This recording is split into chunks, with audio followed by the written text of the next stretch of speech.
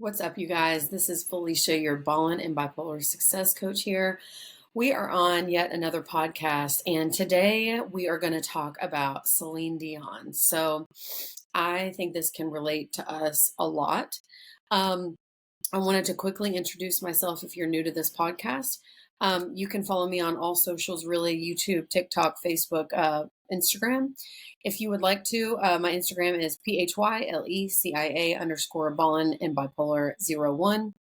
You can also join my Facebook group, Felicia Ballin and Bipolar Success Coaching. I think the group is actually Ballin and Bipolar Our Support Space. And then my page is that other one I just said. So welcome to the podcast today. I hope you guys are doing well.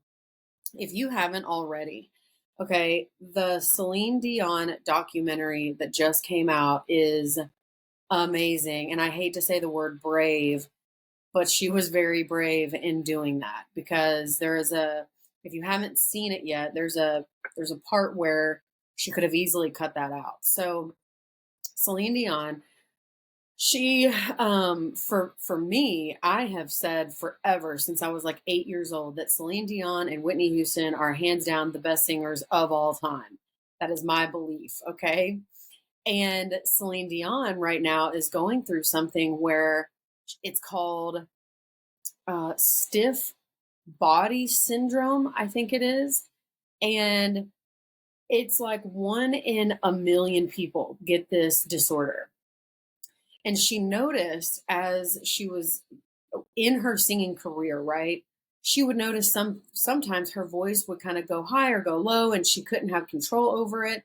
And then recently she had an episode where her whole body like cramped up and she couldn't move, and she was like taken to the hospital and they diagnosed her with this stiff body syndrome. And what it does is, apparently, from what I understand, it can start with like a twitch of your pinky or a twitch of a toe. And it's like, uh-oh, something's about to happen. And so what happens is your whole body goes stiff to where you can't move. And then in that, you can go into compulsions or what's that called with your brain? A seizure. Okay. So you can go into a full blown seizure. And if your body doesn't calm down with the meds and stuff that you're given, you can go to the emergency room. And so apparently this thing affects her voice. So when she like canceled her whole tour and she came out and said, "Listen, like I'm trying so hard to come back, but number one, she can't move on stage because she's scared and she doesn't have the energy that she needs to have on stage, and her voice has been really really affected." So she used to sing, all these high low notes and sing, and that's what she's known for, right? Well, now because of this syndrome, it her voice is just not there. So in the documentary, you guys go watch it. It's called I Am Celine. And when you're watching it, I was reminded of the loss of identity that I felt. Now, not to make Celine Dion's journey about me, but what I'm trying to do is relate to you guys about the loss of identity of someone in any kind of situation. Sorry, that was my alarm going off. The loss of identity in somebody in any kind of situation, because at the end of the day, Celine Dion is a human being whose claim to fame was her voice. Her claim to fame was singing. And that's what she's talking about in this documentary is that's all I know. Like I've been a performer, I've been a singer my whole life, and what do I do? Who is Celine without that? And it makes me just emotional talking about it because oh my gosh, I have felt the same way. When I lost my personality, which was my claim to fame, I was like, what does Felicia have to give if it's not my personality? It's if I'm not bubbly, who the hell am I? And that is the journey that Celine Dion is on right now. In her life, she's had so much success. She has kids. She suffered loss. I think her husband, if I think he was her husband, if not her longtime partner had passed away. So she's been through life stuff, I'm sure. But a loss of identity is something that is indescribable unless you have been down that road before. When she was in this documentary, the look of despair and fear in her eyes hit me too hard. I mean, I was like, "Oh my god, I have been there." And then later on in the documentary, when her light sparked and she heard somebody sing and she was trying to sing, it was like that was passion. It was complete and utter just her passion is singing and performing and hearing other people sing and perform. And so that is what we're going to talk about today. It doesn't matter, I think, and maybe I'm wrong, maybe this is my skepticism, but I think sometimes we as the regular Joe, when a celebrity goes through something, we're like, oh, poor little celebrity, poor little rich girl. But Celine Dion is a human being. And if you see the documentary, it is awful what she's going through. I wouldn't wish that on my worst enemy. Her body cramps up and she can't move. And then she had a seizure and her doctors had to come in. She could not, it was awful. And so 20 minutes later, when she's like kind of, when she is coming back and she gets out of it, she starts singing again and just kind of lip singing. They just put on a song and just the passion was back in her eyes. And what I want to talk about is that foundational piece of how it feels to lose who you think you are. Yeah, Celine Dion isn't just a singer. She's a wife and a mom and a daughter and a friend and a human. But to her, that's what she gives to the world. She loves being on stage. She loves, and what she said that killed me really was she said, I feel like I've been an apple tree my whole life. And people have been in line to get this beautiful basket of apples. I shine the apples for you. I give you not one, but 20 good, amazing apples that are juicy and beautiful and red. And she said, now I feel like my tree branches are just falling off. Some people are still in line, but the apples aren't as shiny. There's only a few in that basket. And to me, that's how we feel. You can relate that to any person going through trauma, any kind of bipolar person that we feel like we've lost our way or lost our identity. And the journey that she's on now is something that I think she's like 55 years old. So she's rebuilding at 55 years old. And the thing about it is that she could shy away. She could just say, you know what, I'm going to retire. I'm going to be depressed the rest of my life because it is what it is. But in her mind, she is going to work to try to get that voice back. And she's working every day to try.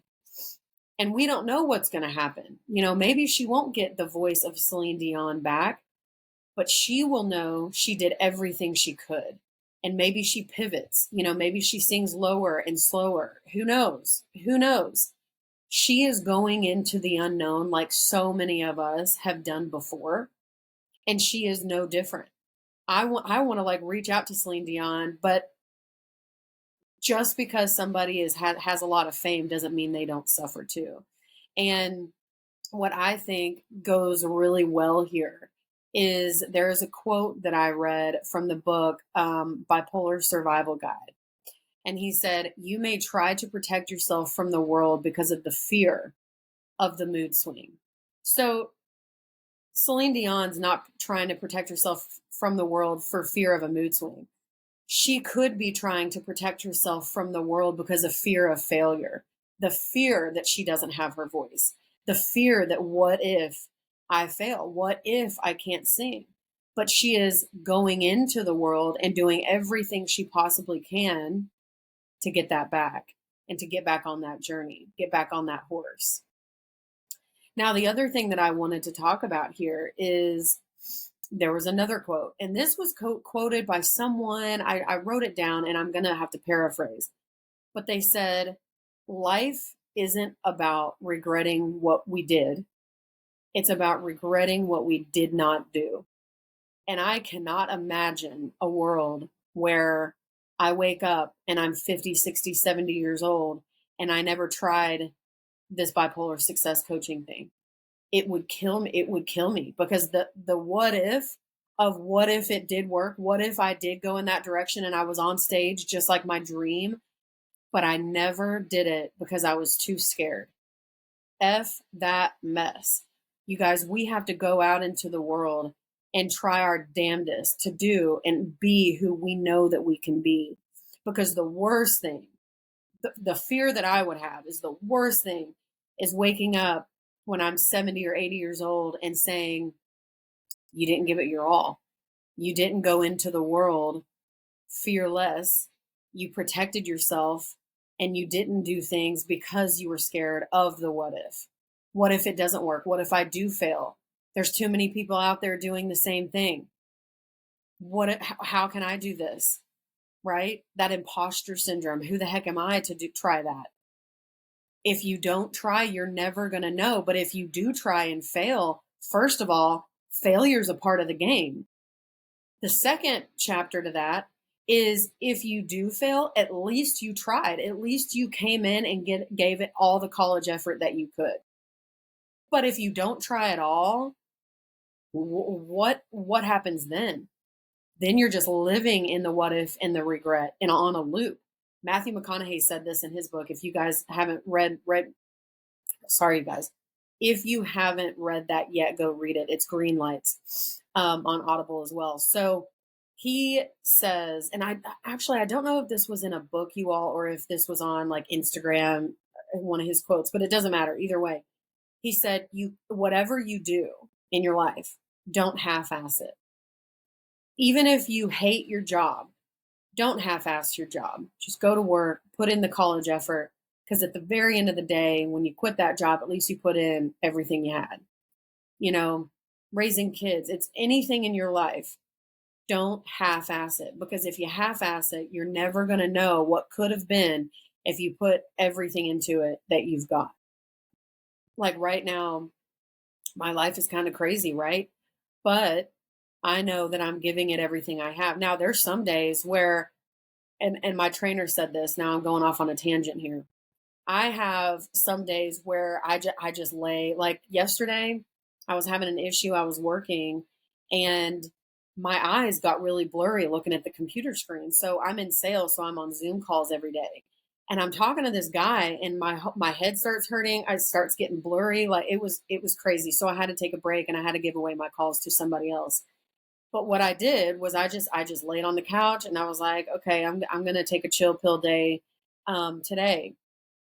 But my thought process, or what I wanted to communicate to you, is give whatever 100% is that day.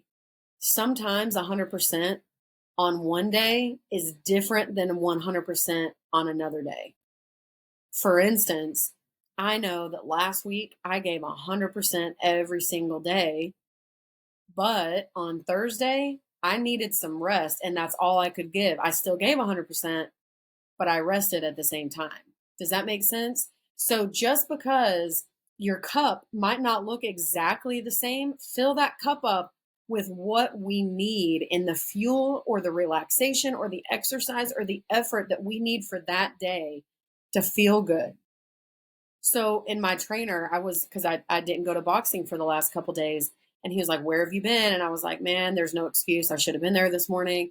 And he said, no matter what, unless you are dead, you need to train. And he said, give whatever 100% is that day. And I was like, thank you for that. That makes sense. Because just because you might give it your all and you have all this energy, we have a little hypomania seeping in. So we have a lot of energy and we can go, go, go. But then on another day, we're just kind of normal. Give it 100% of the energy that you have that day. Do not go into this world and hide. Do not go into your days and not want to try things because of the fear of what if you fail. Screw that. Arnold Schwarzenegger was another one. He said, who cares about failure? If you have the fear of failure and you're still trying, that's fine. Maybe that's your motivation. But who cares about the fear of failure? Everybody fails. There is another quote, y'all. I'm all about these quotes. There was somebody else who said this. He said, when you reach the mountaintop, everybody looking at that person on the mountaintop thinks that they have just soared there and everything's amazing, where really that person on the mountaintop is just on a pile of other failures. And they kept moving forward and they kept pushing it out of the way and they learned how not to do things and learned what not to do and how not to do things and kept moving and moving and moving and then finally made it to the top. And then we look at the other mountaintop Okay. Arnold Schwarzenegger was on Rachel Hollis's podcast, and that's what he was talking about. He was like, I just never, I failed and I was embarrassed a lot, and he said, but why not shoot for big goals and just know and come to the realization that you're probably going to fail. Most people fail unless you're just crazy amazing. But I swear, if you talk to any amazing, successful person, it is on top of a pile of failures. And through that path, you're going to really learn what you're supposed to do. So I wanted to key in on that. And maybe Celine Dion will listen to this one day. She probably won't. But I want people like her to know that keep trudging forward. Go into every day and do the best that you can. And if you have to pivot, pivot. But at least you know that you gave it all you could. I hope you guys have a ballin' and bipolar day out there.